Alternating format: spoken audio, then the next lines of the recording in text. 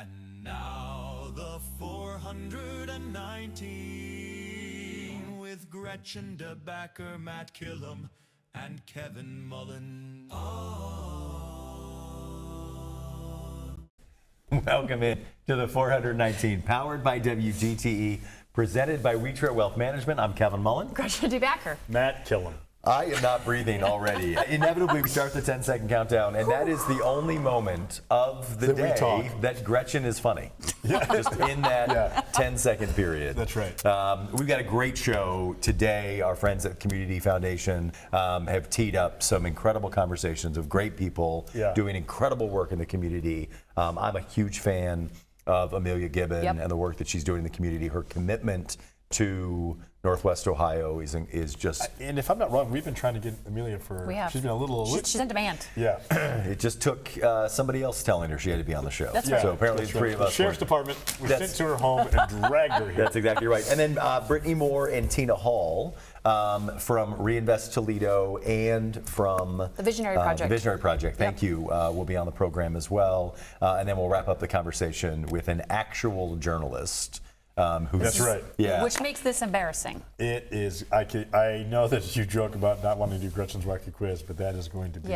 torture. It'll be fine. Fletcher Word is going to join us from Sojourner's Truth. Of course, also one of the Sojourner's Truth, one of the co-hosts of the local thread here on WGTE will be on the program as well. I'm excited to hear some of his background and story and why it's important, and maybe some of the history of the name, right? I think. Yeah. And why this show represents an evolutionary U-turn to journalism. Yeah, that's it. Well, from his mouth. That it does. He's also a fellow capped professional. Okay. I don't know that I've ever seen Fletcher without a ball cap on, and I don't want to call him a mentor, but I wouldn't be wrong if I did. This is something you're trying to make okay in the professional environment as a baseball hat? Look, I'm almost half a century old. I would venture to say I'm making it okay. Okay. So in the years I worked for the Mudhens, I would see somebody I'd see a player without the baseball cap, and I have no idea who they are. Right. Do you have that experience? I do have that experience. But you don't play I know baseball. what you're doing right now, and I'm not going to walk down this path because this was something we said before the show, and Gretchen made a shot at... It's called show prep, Matt. Yeah, that's right. It's first time for everything. So yeah, Kevin, people don't recognize me without this hat on. With some regularity, some there may or may not be family members. But you do have darling new glasses on, and you look very handsome today. Thank you very much. Thanks to the people at Petco, I presume... Can we get a tight shot on Matt? Tight shot on Matt's new glasses. Look at those look Ray-Bans. They're black for our radio listeners. All right, if you go to Walmart, that claw hand... I don't know if we're allowed to mention Walmart on WGT because of the official supplement. It's local. We're going to take a break. When we come back, we'll be joined by Amelia Gibbon with Reinvest Toledo on the 419. Get those glasses. Support for the 419 comes from Retro Wealth Management, where we understand that your financial path is personal. Advisory services are offered through Capital Investment Advisory Services, LLC. Securities offered through Capital Investment Group, Inc. Member FINRA and SIPC. More information at retroadvisors.com. The 419, powered by WGTE, is made possible in part by supporters like you. Thank you. Welcome back into the 419, powered by WGTE. Our friends at the Toledo Community Foundation are encouraging us to talk to great people in the community doing great things. There's no question that applies to our next guest. We're joined now by Amelia Gibbon. Amelia, you and I met a long time ago at United Way. You've gone on to continue to do amazing things in the community, but as life would have it, I don't really know what you've been up to. So why don't you catch us up? So you went from United Way to the Friendly Center. That is correct. What are you doing now? So now I serve as the executive director of Reinvest Toledo.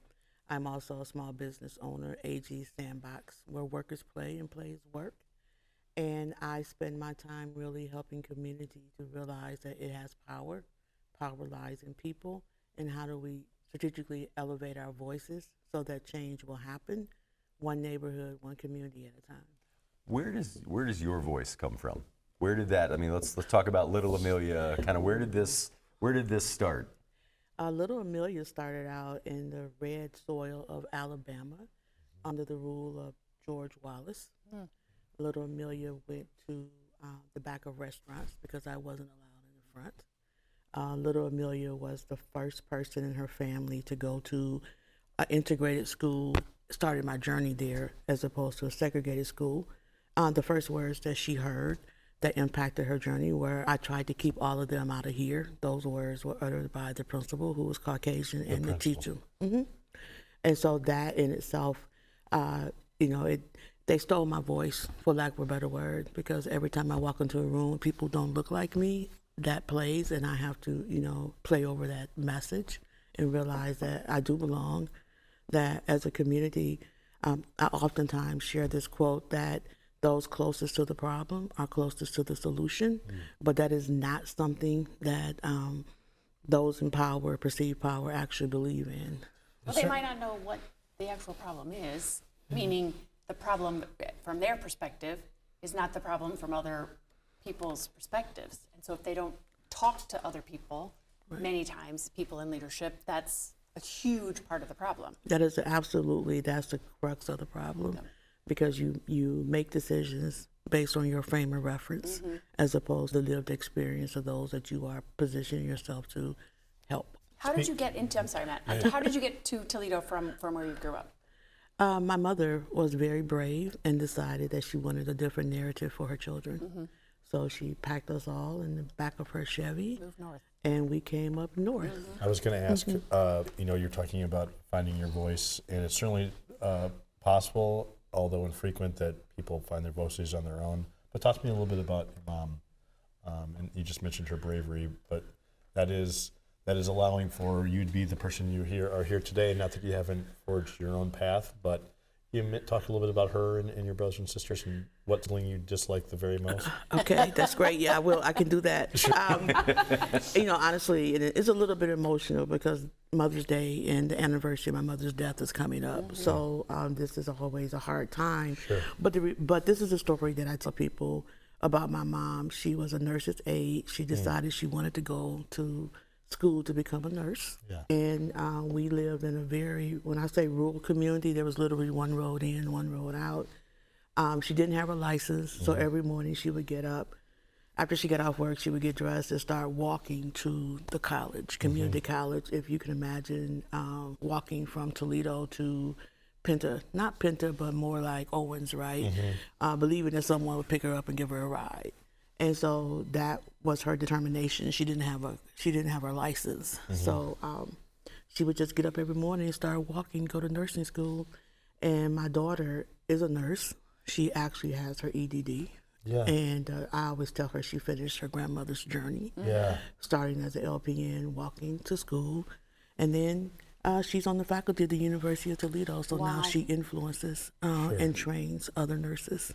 Do you have trouble still telling her what to do all the time? My mom has struggled with not bossing me around.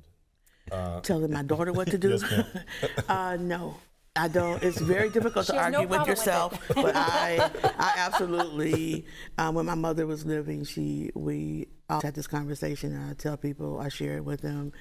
She was very frustrated with me, and she was like, I am not your employee at the Friendly Center. You cannot tell me what to do. And I said, if you were my employee, I would fire you so you wouldn't have to worry about me. So it's just understanding nature of relationships and strong personalities. At the risk of hitting fast forward way too soon, because there's so much that I would love to talk to you about, how has these lived experiences, both as a daughter and as a mother, in Alabama, and then again growing up in Toledo, fueled the work that you're doing with Reinvest Toledo? I think that, I was a teenage parent, and so going to get benefits, that was the most dehumanizing experience. I found it very invasive and intrusive, and I just walked away. I'm like, I don't need this, right? It's not a fair exchange. And that was the first time when I began to understand that systems that were created to help us oftentimes obviously oppress us, right? And so I did not want to be part of the system. I wanted to actually help to shift. I don't think systems, will change in our lifetime, but we can certainly influence them to shift in ways that are more beneficial or inclusive. I've been in many a room over the years, Amelia, where there's a problem and the solution by someone in the room eventually is Amelia Gibbon can figure this out. Oh, let's call scary. it. Let's call Amelia. I brought my list. That is really scary, guys. We're in trouble. Tell us specifically what Reinvest Toledo is doing for residents that are participating in the program. Well, so Reinvest Toledo's mission is simply to affect change in LMI communities through neighborhood leadership development. We don't believe in masses of people. We believe in helping those who are closest to the problem and the solution find their voice. Because neighborhood leaders understand what happens in their community. There are commonalities, certainly, but every community has its own personality. And so the Visionary Project, which is what was funded recently by the foundation, was created to engage a group of neighbors in the Inglewood community to begin to understand this idea of land reusage.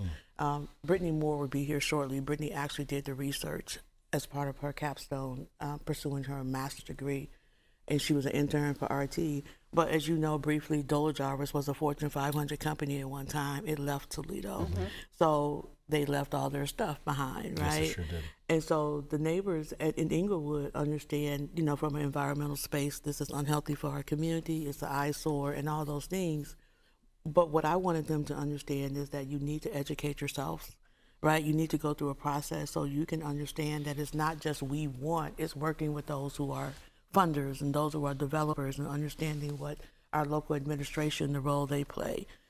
They spent some time connecting the work of the Visionary Project directly to the Forward Toledo plan. It supports it, it aligns with it. It is not, the Visionaries Project is not a silo, right? It aligns with the bigger picture, but more importantly, is driven from a community space by neighbors. We're talking with Amelia Gibbon with Reinvest Toledo. You said folks that are closest to the problem are often closest to the solution. That is correct. What is the biggest problem? The biggest problem, from my perspective as a community leader, is not listening to the people and allowing them, not allowing them, but understanding they're equitable stakeholders and they should be treated as such. Because you will get closer to the solution because everyone's engaged instead of just a select few based on a criteria that is not reflective of community. At the risk of putting you on the spot here. No, don't do that. Okay, never mind. I love your sweater. You look great in red. Thank you so next much. question. You're welcome. With someone who has experienced segregation and has an understanding of the inherent flaws in our system, which are to some degree, if not a large degree, purposeful, how do you find grace and provide or and patience for people who look like me? Meaning, like, we chatted a little bit before we started about having your voice taken out or not being seen when you're in the room, right? Now, that's certainly not always the case, but you've certainly known that it is absolutely the case sometimes. So how do you measure that? How do you stay? I mean, you're a human being. You really experience these things. Right. And you have to champion progress and understand that there are small wins and things of that variety. But how do you get the strength to move this forward and not just quit and be angry? I can't afford to. Okay. I think that, obviously I have more days behind me than I have in front of me. And so time is very precious. Yes, ma'am. And the reality of it is, what is my legacy? My legacy is not money. My legacy is my ability to find young people to create the succession plans that are needed. I think that's part of the problem. That's probably the biggest problem for me as a leader, is understanding that we have failed to prepare the next generation of leaders. And Reinvest Toledo is a platform in which to do that, right? Is that the goal? Is the goal to have people participate in Reinvest Toledo's programs, including the Visionary Project, and then take the mantle up? Oh, absolutely. I mean, you'll meet Brittany. I think Brittany's not 40, so, but she is definitely. Well, then we don't want to talk to her. No, she has a lot to say, but so certainly within Reinvest, we are intentionally placing younger people in leadership roles, but we are also providing a safety net as the elders so they can fall and get back up and learn without being harmed. What do you do with the frustration that people feel? Yeah. Even if they think, this elected official or this company leader, school leader, whatever, is great, says they're going to do something, and then they don't, or they fail to do it, or they don't communicate that they can't be done. what do you tell people about, sort of to Matt's question, about getting back up or trying it again or trying a different way to get something accomplished? From my perspective, I think one of the things we fail at doing is thinking from a strategic space. And that's what I talk to people about. Yeah. Please understand that it's not going to happen overnight. We didn't get here overnight. But instead of reacting from an emotional space, let's think about it strategically. And let's think about the long game. Yeah. Because you can't change it overnight. And I think when people inhale and exhale and realize that, and that they do have power, you know, to create those strategies that make sense, then they're more willing Yes. to stay engaged and not just throw up their hands and give up. But What's that your is- typical week look like in your agency? What kind of things are you doing day over day? You know, your sort of, what does your work life look like? So with Reinvest and also doing my business, right? So just really quick, in the Sandbox, I do project management, community engagement, and life coaching.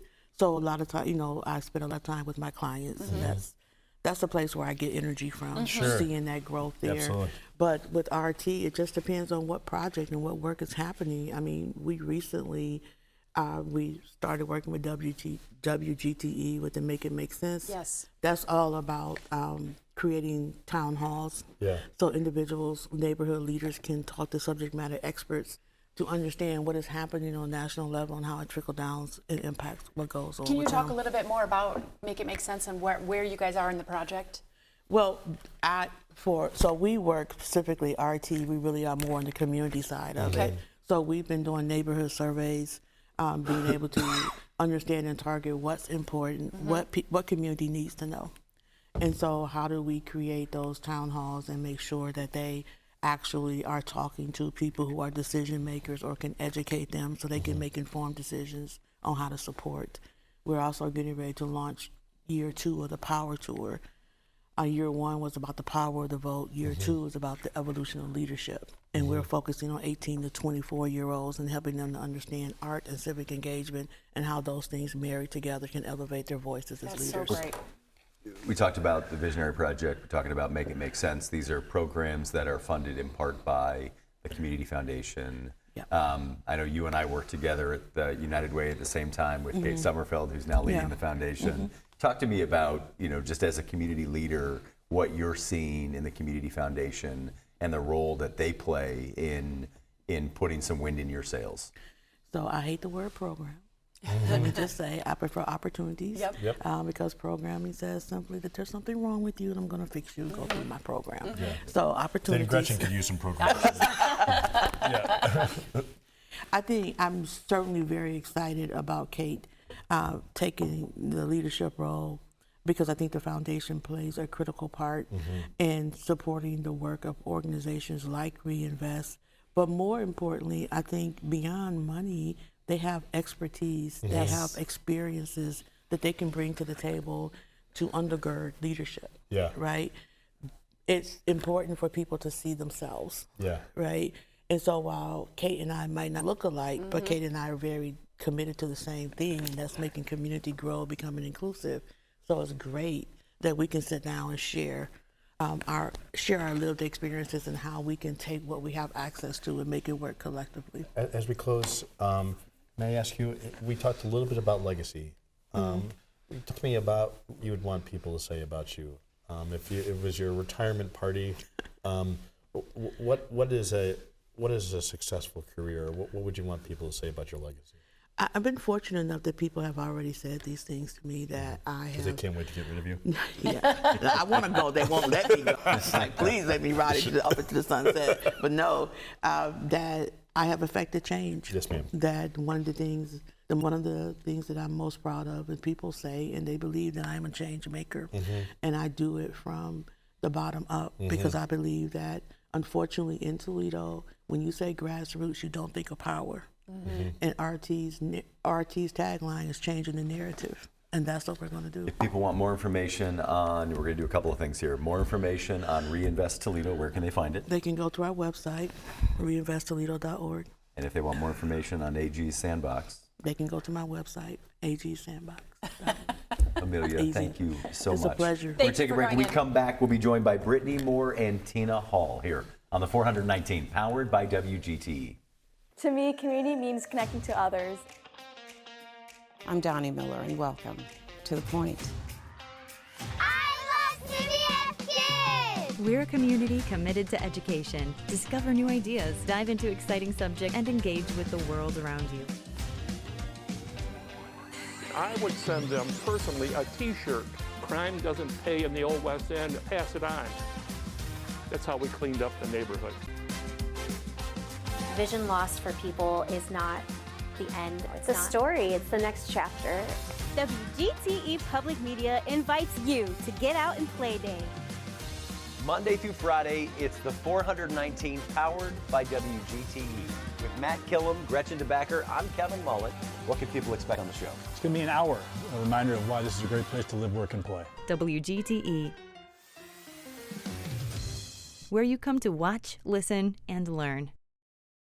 Welcome back into the 419 powered by WGTE. Just wrapped up a conversation with Reinvest Toledo's Amelia Given. We're joined now by Brittany Moore and Tina Hall to continue our conversation about the great work that Reinvest Toledo is doing. Brittany, Tina just, not Tina, I apologize. Amelia was just telling us a little bit about some research that you've conducted both for your capstone and as also for Reinvest Toledo. Can you talk a little bit about what that work was? It was just background information on the Doler Jarvis Company. It was started in 1908 by an immigrant that came to America, Herman Doyler. He was a German immigrant. And it started off in New York, and eventually Mr. Doyler met Willis Overland, John Willis Overland, at like a auto show. And Willis Overland was able to convince him to move his operation, which is die casting, metal die casting, to Toledo, and specifically into the Inglewood neighborhood. And for over 90 years, Doler Jarvis was the backbone of the Inglewood neighborhood. My dad worked there for a couple of years. Wow. Yes. What was the reason that it left? Presumably in 1908, my dad looks like he's 2,000 years old. That math doesn't fully hold up. Well, you should see him. Yeah. The reason that it left, it was just economic pressures. Doler Jarvis got really big during wartime. They made a lot of parts and things like that for planes to fight in the wars, and got a lot of defense contracting, which really helped the company to expand. And then, with overseas pressures and different things like that, by 1998, the Toledo plant closed. And what is the impact that has had on the Inglewood neighborhood? It has just left a hole in the community. It's a massive structure, too, just to provide some context to it. Yes, it's 9 acres. It's 9 acres, which is immense. Right in almost like in the middle of the neighborhood. Right. And for the building itself, pardon my interruption, the building itself, the square footage, do you know that off the top of your head? I don't know it off Just the top make it up. of my This is head. not a show-based data. I want to pull Tina into this because Tina, you live in the neighborhood. Yes. You had said right before we started, before we came back from the break, that you're living in the same house you grew up in. Yes. So you've been in this neighborhood. How have you seen the changes in this community? Well, I actually live right down the street from Doler Jarvis. Every morning when I get up to leave, I drive right toward it. It's an eyesore. It makes the community look bad. I'm excited that we are doing some things to make some changes, and that in the next few years, maybe even next year, when I drive down the street, I'll be able to see something pretty rather than the eyesore that I've looked at since it closed. So tell us what's going on with the site. So I want to tell you a little bit about Doler Jarvis Visionaries. Yeah, please. We are a group of community leaders.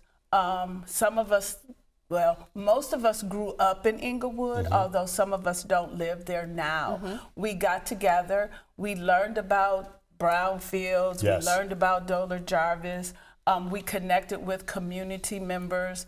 We connected with Land Bank, who actually owns the property now and is cleaning it up. Great organization. We've had meetings with them to talk about what the community would like to do. And with your that. vision is to be your own defense contractor, right?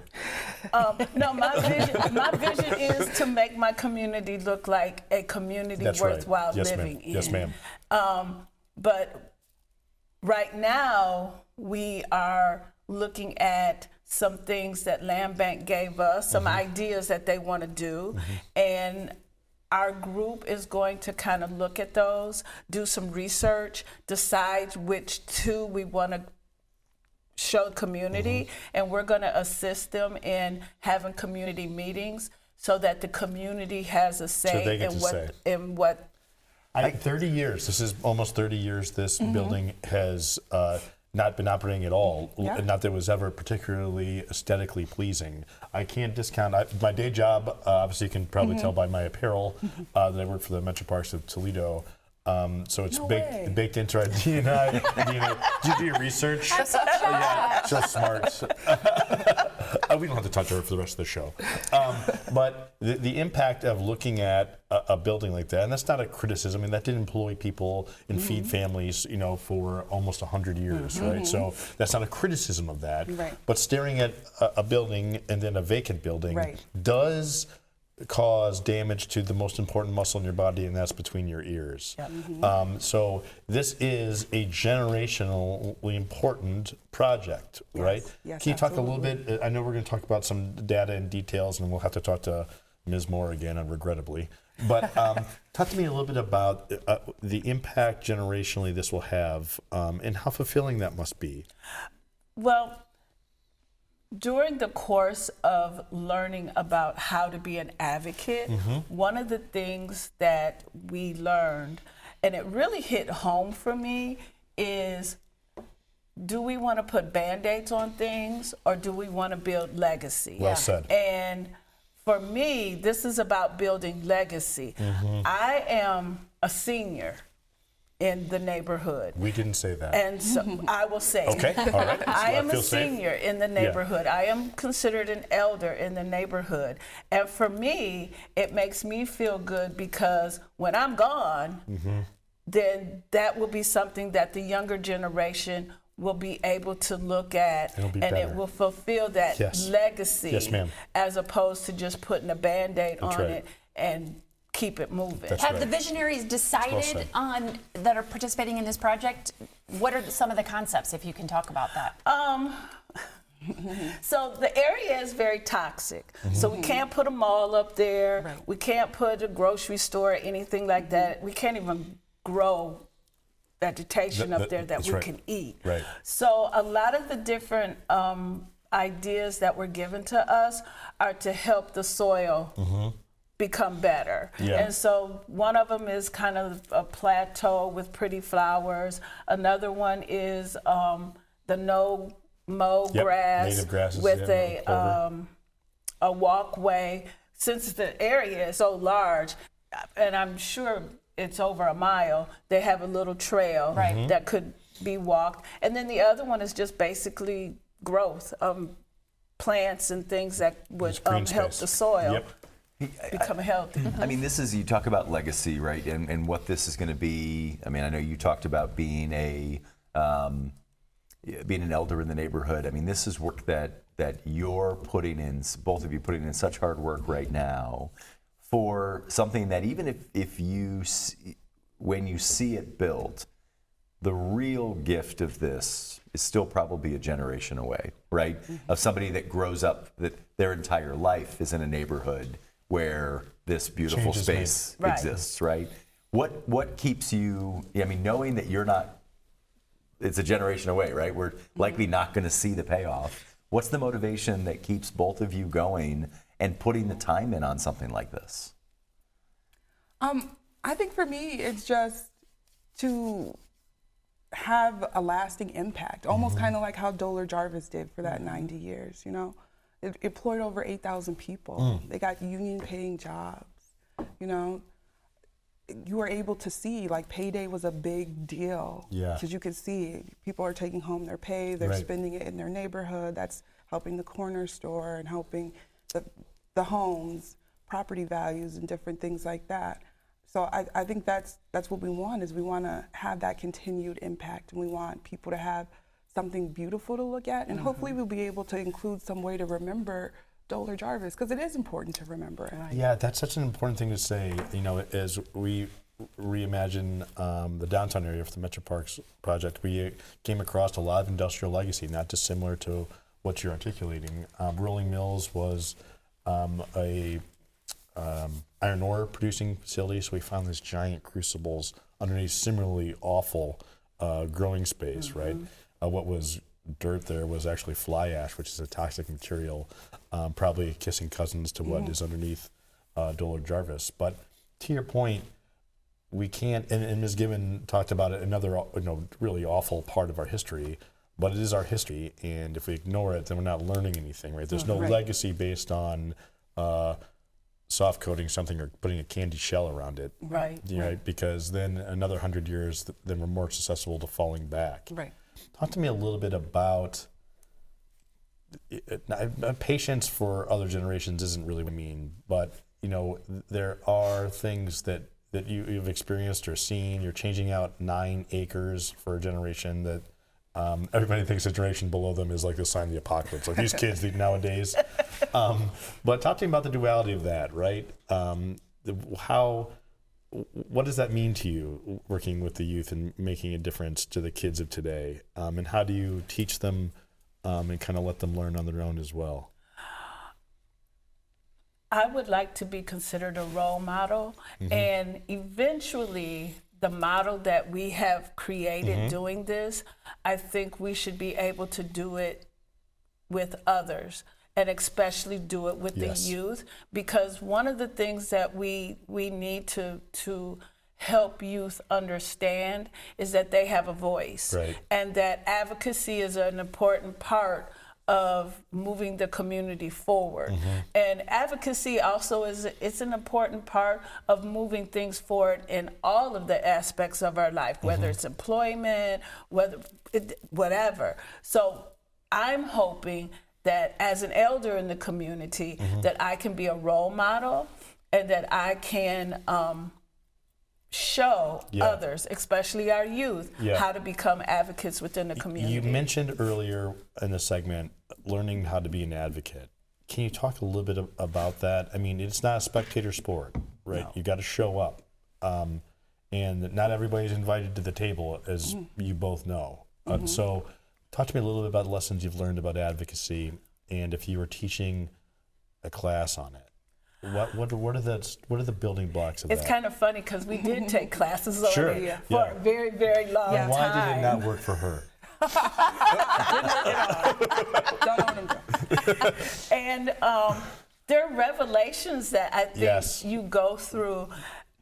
Going through the coursework, and it was almost a year, wasn't it? Yes. Going through that coursework, there were revelations that you had. Like I said before, one of the things that hit me hard was, do you want to put a Band-Aid on it, or do you want to build legacy? Right. And I was a social worker for 30 years. Oh my goodness. And so what I did, it feels like now I was putting Band-Aids on stuff. Now that I've learned how to become an advocate, now I know what it means to build legacy and how important that is. Yes, ma'am. So I think if I were going to do some coursework around that, I think that I would help people understand the difference.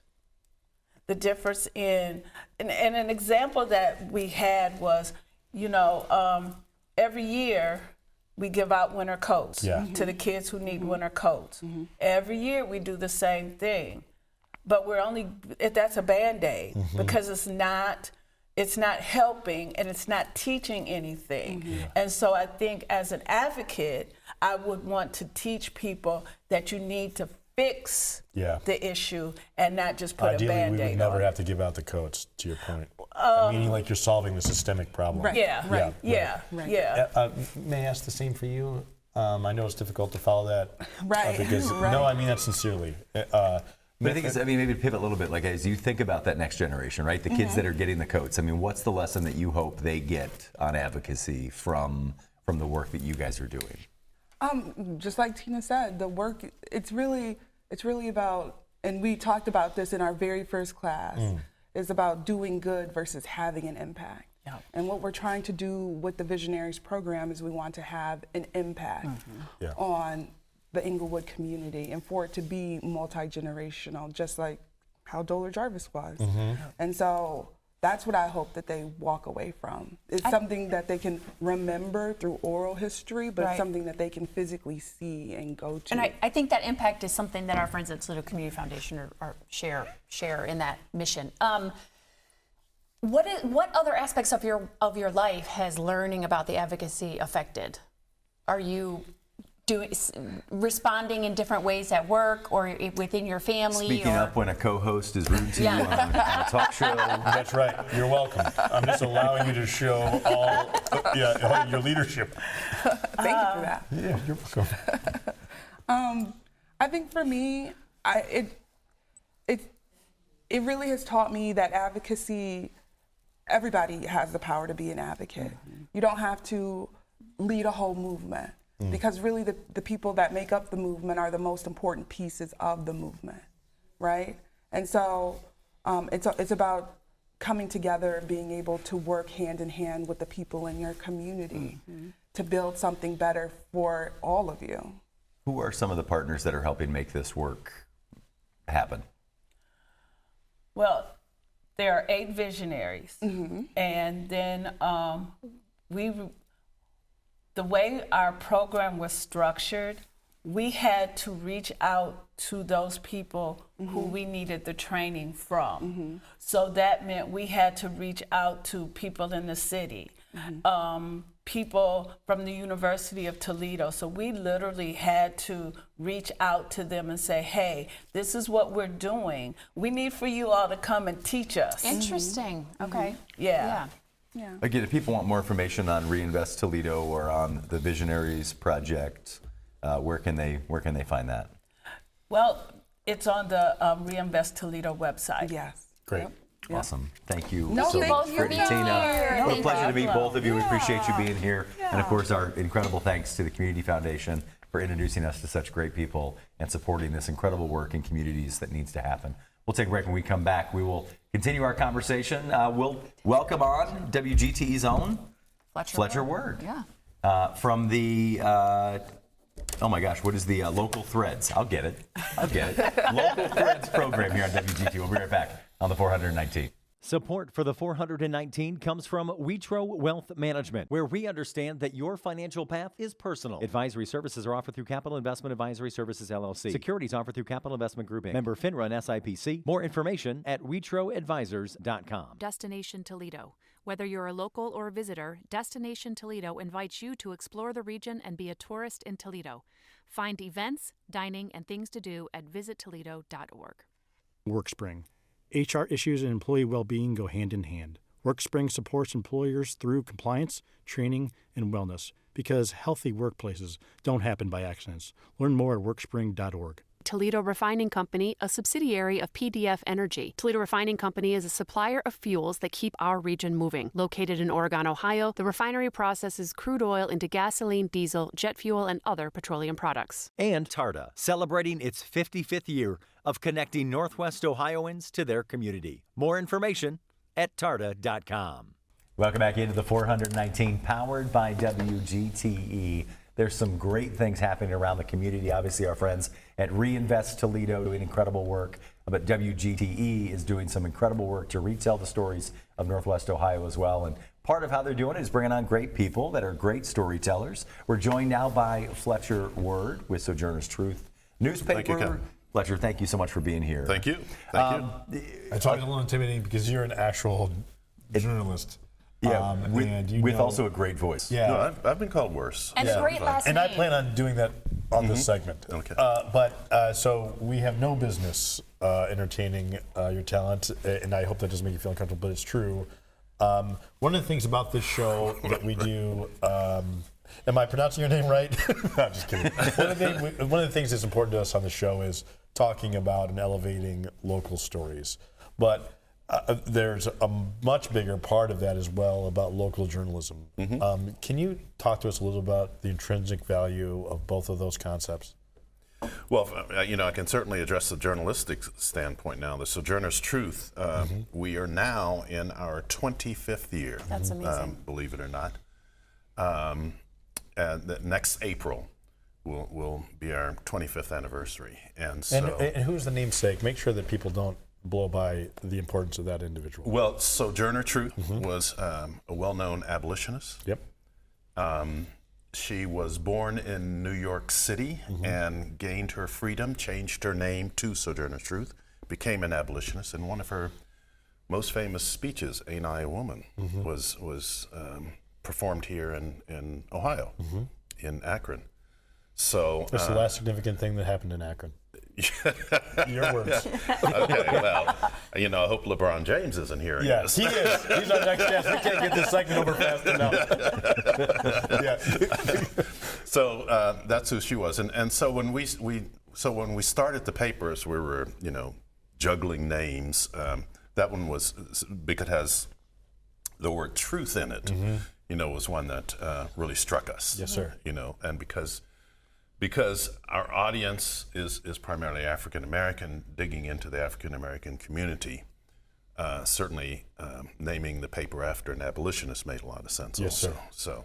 So, 25 years ago, creating a newspaper focused on truth may not have felt as innovative as it does today, right? Journalism, finding truth, trusting truth has become increasingly harder in a politicized world. And I think, I'm a believer that the 24/7, 365 news cycles have destroyed. We tell stories because we're just trying to fill time. But how do you hold yourself to that standard of truth today? Well, I think I might be the wrong person to answer that question. I think if you look at our readers, our audience, and the responses that we've gotten, we've never been attacked for being untruthful. Okay, so that's the good part of all that, because I think at the beginning, one of the this sort of subtitle on the cover is "Ye shall know the truth," biblical phrase, and to be honest with you, our readers have not attacked us, for being less than truthful. But that doesn't happen by accident. Right? It's a commitment. It's exhausting. We are careful. Yeah, There's no question about that. Right. Who's the we? Tell us a little bit about the operation of the paper. I see you, we've all seen you around at many community events, interviewing people, taking photographs, etc. Are there other staff members? Tell us about sort of your... No, I do it all by myself. I even take out the trash. That's right, yeah. No, over the years, we've had some wonderful people working for us, especially on the reporting side. Right now, for instance, we have several outstanding reporters, such as Asia Nail, whom I'll talk about a little later, Don Scotland, Alexander Leatherberry, and unfortunately, as these things go, in the course of 25 years, we've had some people come and go. Sure. Which happens with any sort of organization. That's right. So I tick off a number of people that I'm sorry that we lost. Yeah. Can you name some you were happy to see go? No, I'm just kidding. But also, let me say this. We're talking please. about reporters. Those are the sort of staff reporters. A large amount of our content is by contributors. Okay. Dr. Perryman. Donald Perryman, who has been outstanding over the years. Leif Tolliver, a local attorney. They've contributed over the years with a lot of opinion. Then we have people who write about health and business and that sort of thing. So a lot of it is from contributors. How important is it to be telling? You said your audience is predominantly African American. Telling the stories of African American community in Northwest Ohio. Well, to have a paper dedicated to that. I want to be careful when I say this that our audience is primarily African American. The paper is primarily about what's going on in the African American community. Okay, be it local, national, or international. Right. As far as our audience is concerned, that's a different story because all sorts of people are picking up the paper and reading about local things that happen. Fletcher, is Word your real last name? No, it used to be bricklayer, but I changed professions. Yeah. Right. What was it before? It was. I was just, thank you. So every time I changed professions, I changed the name. That's why my last name is Killam. You know, so yeah, I'm in the prosecutor's office. I started off in the restaurant business as a waiter. Right. And, you know, it was, and then it was, hey, you.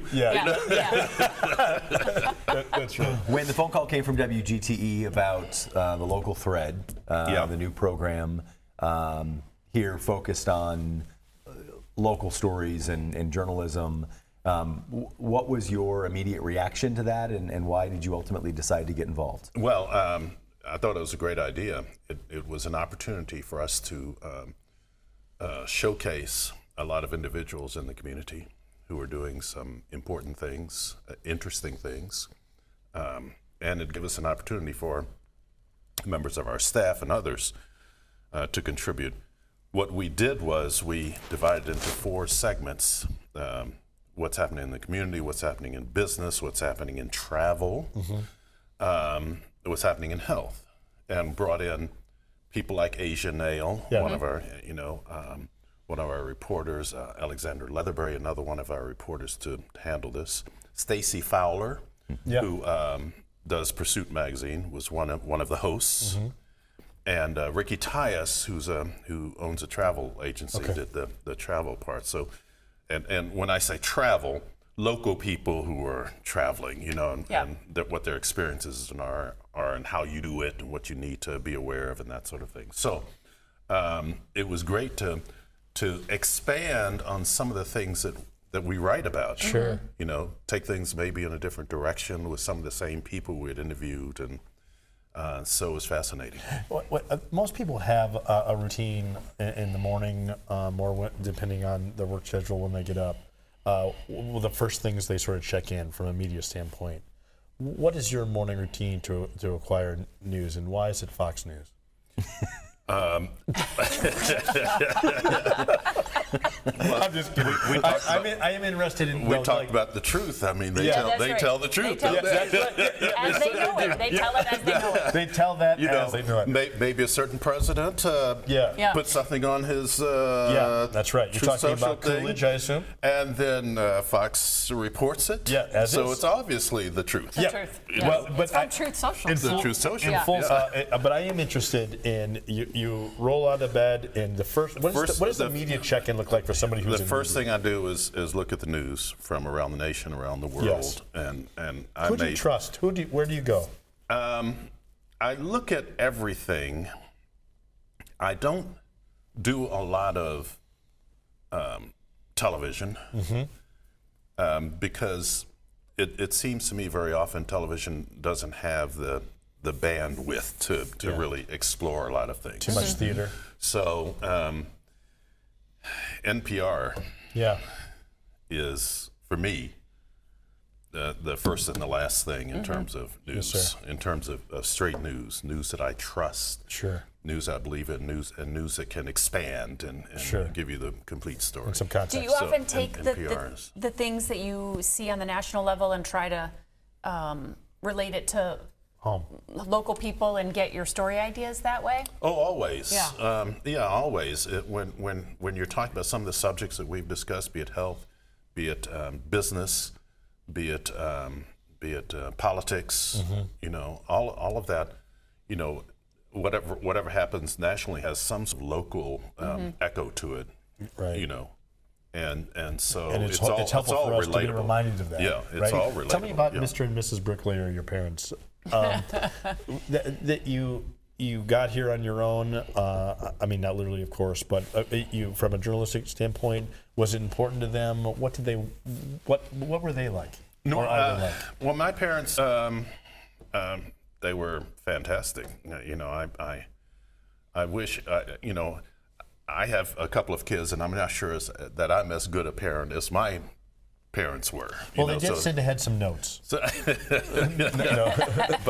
But they were great, and as I said, I grew up on the East Coast, and so we eventually, when I was the age of 10 or so, moved to D.C., and that really was my hometown for a long time. And what brought your family to D.C.? What did your folks do there? Work. Well, they that's were helpful. teachers. Thank you. What an interesting interview. That's the truth. Teachers, yes. They were teachers, and their goal had always been to move to D.C.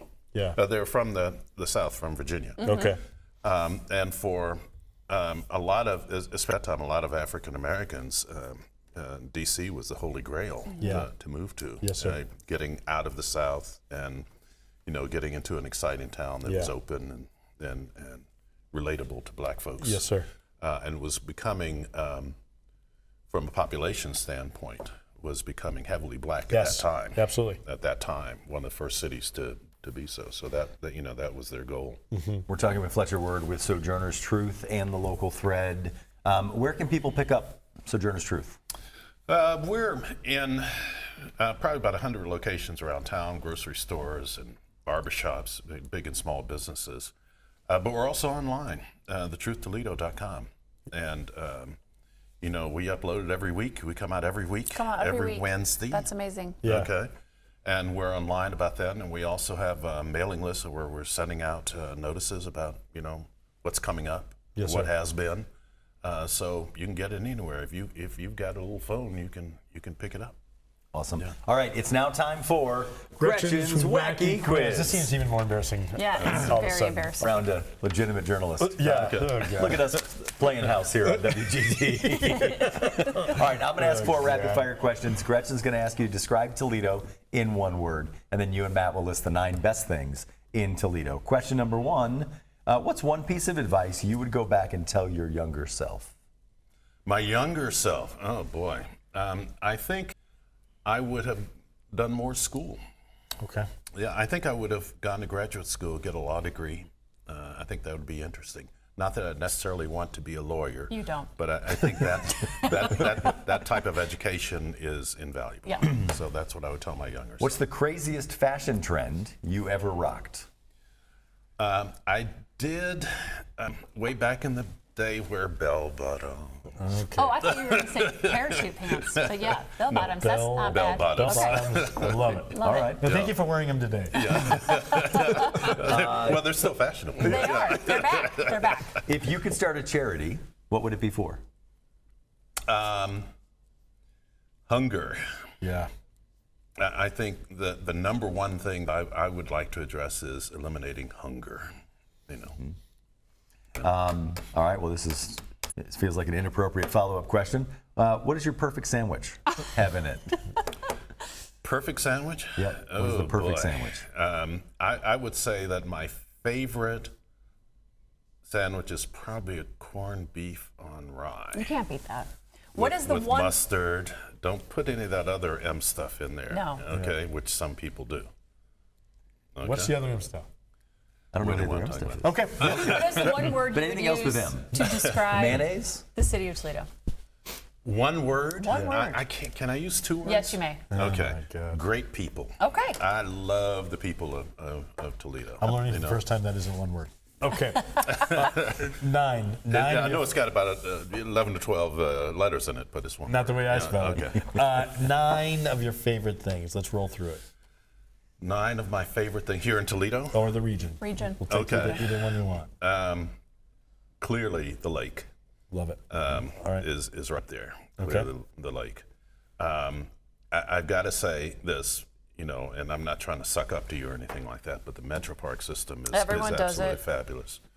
Suck up to him or talk about Metro Parks? Certainly not suck up to me. Okay. Yeah. Metro Parks is great. What's your favorite park, Fletcher?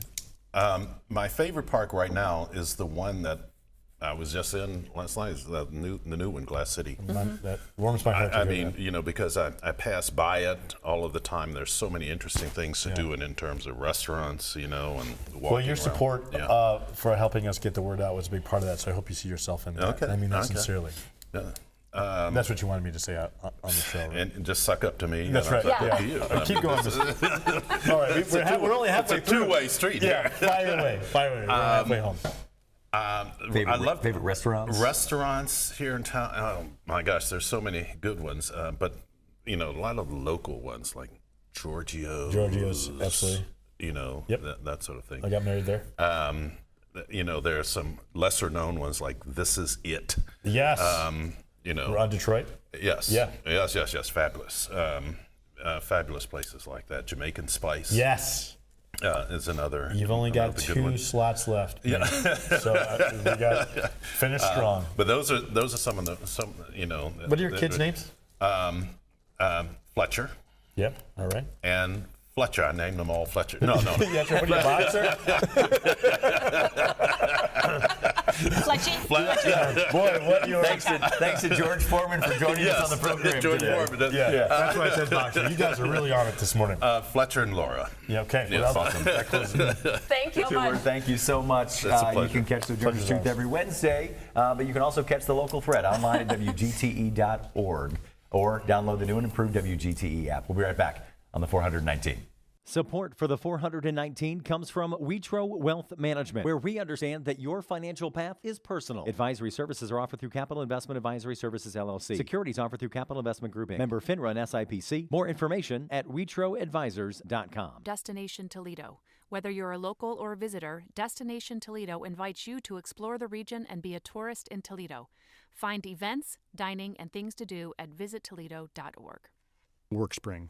HR issues and employee well-being go hand in hand. WorkSpring supports employers through compliance, training, and wellness because healthy workplaces don't happen by accidents. Learn more at workspring.org. Toledo Refining Company, a subsidiary of PDF Energy. Toledo Refining Company is a supplier of fuels that keep our region moving. Located in Oregon, Ohio, the refinery processes crude oil into gasoline, diesel, jet fuel, and other petroleum products. And TARTA, celebrating its 55th year of connecting Northwest Ohioans to their community. More information at tarta.com. Welcome back into the 419, powered by WGT, as we close out a Tuesday edition. Incredible conversation with Amelia and Brittany and Tina, and We're of not course worthy. Fletcher. We are not worthy. Yeah. I do have a question for you, Matt. Yeah, you sure. said something that, and I know Gretchen is normally the one that uses phrases that we don't know where they came from. Yeah. Because I'm the smartest of the three of us. You use the phrase "kissing cousins." Oh yeah. Yes. What? Where? What? Why? Well, for those of you who don't know, our family tree has no branches. So that's what I mean. I mean that in matchmaking and lovemaking. Yikes. Yeah. So that being said, big family reunion this year, which means there's going to be lots of weddings coming down. But you used it to describe cousins kissing. No, you used it to describe two things that were somewhat similar. Somewhat similar. Yeah. Yeah. But like different enough, right? So are you saying that like there is a level of it was cousin? really dumb the way you used it. Yeah. Is what Matt was what Kevin is trying to say. Your own. Here's the deal, guys. I don't have enough time, and there's not enough time on all of WGT to educate you two. I would recommend using the electronic devices you have in your hand, purses and/or pockets. I don't actually want to Google Kissing cousins. Kissing cousins? Yeah. Oh, for the first time. Welcome back, Mr. Mullen. Yeah. Sure. KissingCousins.com. That's the least of your worries. Yeah. Everybody has that one cousin, and you know who you are, Paul. I think yes. All right. Huge thanks to Amelia Gibbon, Brittany Moore, Tina Hall, and Fletcher Wood, and of course, thanks to Matt's cousins for being on the program. Yeah. Thanks, Matt's as cousins. well. If you missed any part of the show, 7 a.m. on YouTube, 3 p.m. on FM 91, or 6 p.m. on WGTE Connects Channel 30.4. Of course, online 24/7, 365 at WGTE.org/the419. Or download the new and improved WGTE app. It's the 419, powered by WGTE, presented by Witro Wealth Management. The 419, powered by WGTE, is made possible in part by supporters like you. Thank you.